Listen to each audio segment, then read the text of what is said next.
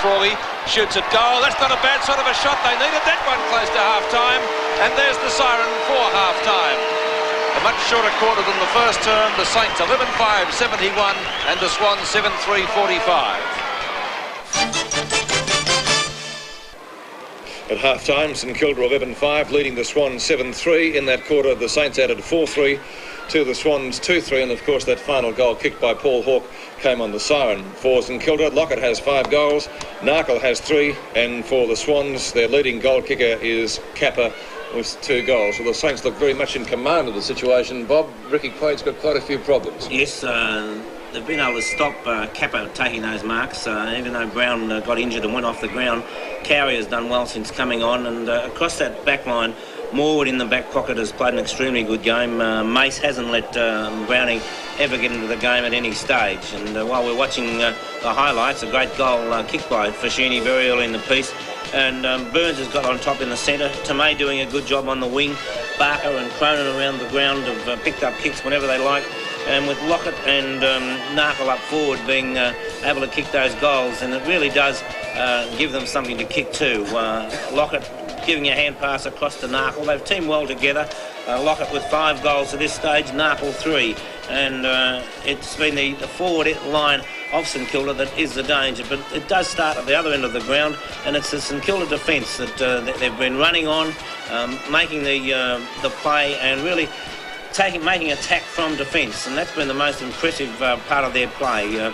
Fashini once again coming across, putting the ball across to Lockett to take a nice mark, and Tony Lockett with 5 goals, 1, and then a bad piece of defence by 2 experienced players in Greg Smith and Billy Picken to allow Fashini to get that hand pass out, and you just shouldn't be allowed to do the elementary things like that. And Tony Morwood kicking one of the rare goals that the Swans have been able to put on the board, and they just cannot get a flowing game going, whereas St Kilda are running on.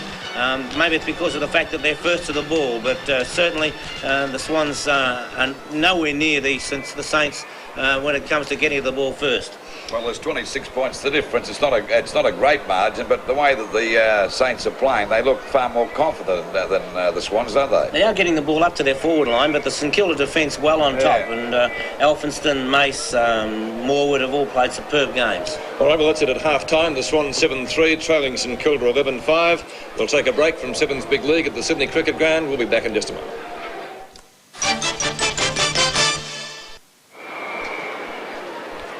26 points the difference at half-time. Little league match still in progress here, so I think it gives us the opportunity of taking a look at some of the highlights from yesterday's round. Round 13 is captured by World of Sport cameras, and there was some great action indeed. The Demons sprang the first surprise at Princes Park. Bob Skilton probably summed it up when he said, what a lot of rot. David Cordner having a bit of a run, then straight through the race. Let's get down to the action. A second quarter, 8-goal burst. Williams starting off proceedings. Tossel in a sandwich, but again Williams has the opportunity.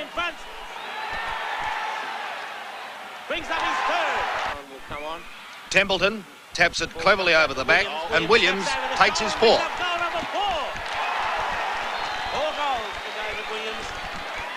It is third quarter, flat on his back and not moving. Smith down, but not sighted. Bad luck, Steve. What happens? It's a tragedy. Back to the action. Here Tossel turns one over the shoulder, and a good goal. Up comes Templeton. Templeton down to Richards. Take it, but he's got the man waiting down in Richards. Goal! How's that for a quick reply? Michael Tuck here plays a lone hand. Tuck burst through. Great play by Michael Tuck. 1 bounce, and now he puts the ball long up towards McCarthy. He'll shepherd it through. A great goal to Michael Tuck. And how should every coach dress? Well, back onto the field. Dixon being used very effectively as an interchange player. Gives it across to Templeton. Here's Templeton again, combining with Richards. Now he gets a headies. He shoots, and well done, Richards. You've put a nail in the Hawthorn box. Well, there was action aplenty down at Cardinia Park. Out of all this lot, Scratcher Neal went out of the game. Behind play. Yes, and I think too He's been flattened completely. He's absolutely unconscious, I think. And bear in mind there was not one report in yesterday's round. But let's get back to the action. The day belonged to this man, Rod Ashman. 30 kicks, 6 marks, 7 hand passes. Pick up cleanly. Ashman again picks up. He's got his own football. Hurry kick to Ashman. Here he is again, Ashman. The combination here with Johnston, Meldrum, and again Ashman. Meldrum, beautifully done, Paul Meldrum. A lovely hand pass to Ashman. Will he get the bounce? Now he does. Easy as you like, and he puts it through for a goal. But that's it. Now to the game at Victoria Park. First goal of the game, and it was Paul Salmon. That's the first goal of the match going to the Bombers. Salmon over the top, and here's a young man who had a great day, Darren Williams. One of his goals. The Naggies are off target. Look at this handball from Banks. He's got Williams in the square. He could have had a kick at goal, and he's put it through for a point with a hand pass. Well, back to Salmon. Onto the right foot. And now the end, is it, of a 100-goal dream? Well, we should know that tomorrow after that report from Stephen Phillips. But there is the incident that has placed the career this season anyway of young Paul Salmon in some doubt. Well, there it was, a couple of unfortunate incidents in yesterday's round of VFL matches. But I guess the question everybody's asking today, gentlemen, how long is Paul Salmon going to be out? And everybody's sort of comparing it to the John Coleman knee incident of so many years ago. I think you've just got to wait and hope. I don't think anyone can really know at this stage just how badly injured Paul Salmon is. We just hope it's not too serious. Well, it's bad luck, more so for Salmon than Essendon. They certainly miss him. It could cost them a premiership, but that boy's got such a great future ahead of him. It's unbelievable. He has to finish his football. And I'll guarantee every football lover, whether they're Collingwood, Carlton or whatever side, would certainly hope... No, he's a draw card. I mean, that's it's not right. just an Essendon player. He's a great draw card. Well, we love to watch yeah, champions. well, I don't think any supporter would like to see the boy out of football. We certainly hope from Channel 7 and on behalf of all supporters that he makes a speedy recovery. It just shows how simple things can happen, Yes. because the way that injury happened probably happens 200 times a day. Yeah, But that's I right. think a big guy like Salmon is more susceptible to an injury of that kind, more so than a short, stocky guy. Well, he spun around. I think the length of his legs has probably wrenched the knee as he spun it like in that semicircle. Yes, I suppose you could look at it too, Lou. Had he had the instead of having stops on the boot, the rubber sole, he might have been able to turn, because the stops obviously bit into the turf, and his knee stayed, or his foot stayed there, and his knee twisted. You would have thought that the other knee would have gone, because that seemed to be all the pressure, because that other leg was holding the leg spinning around, wasn't it? Yes, it's just a fluke.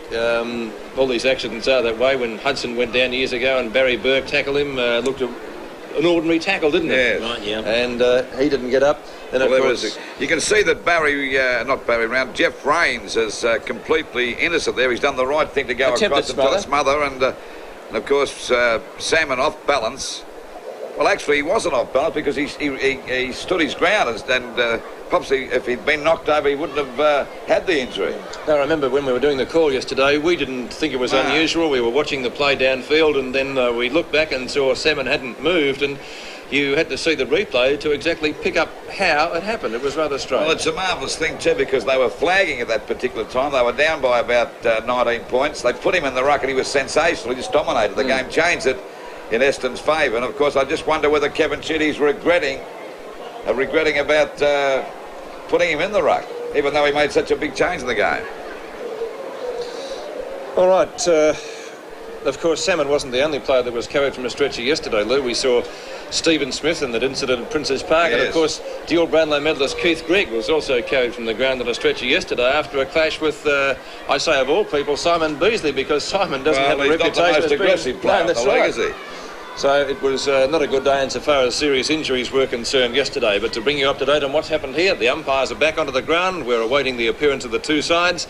Leading goal kicker in the match to date is Tony Lockett. He has 5, a number of great marks. Bob, some of the leading kick getters you have there in front of you. Yes, Paul Morwood has got 11 kicks and 5 hand passes in the back pocket, is doing extremely well. Burns, 8 kicks. Barker, 7 kicks and 8 handballs. He's been a very constructive player, and that pass from Trevor Barker to Lockett in that first quarter was a great example of good disposal. For the Swans, Kappa and Wayne Carroll. Distributors there, and for the Sydney Swans, their major goal kicker is Kappa, and he has 2 goals. A difference of 26 points now.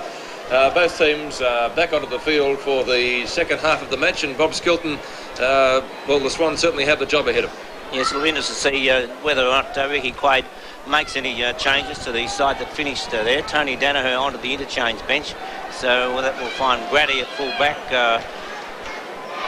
Picken back at centre half back, Kappa out at centre half forward, around to full forward, and a very pensive looking Ricky Quaid. He certainly wouldn't be happy, Lou. Certainly not happy, and of course St Kilda go into the second half 26 points in front. The score 11-5-71. St Kilda to the Swans 7-3-45, and there's no doubt St Kilda deserved their lead of 26 points on their play in the first half.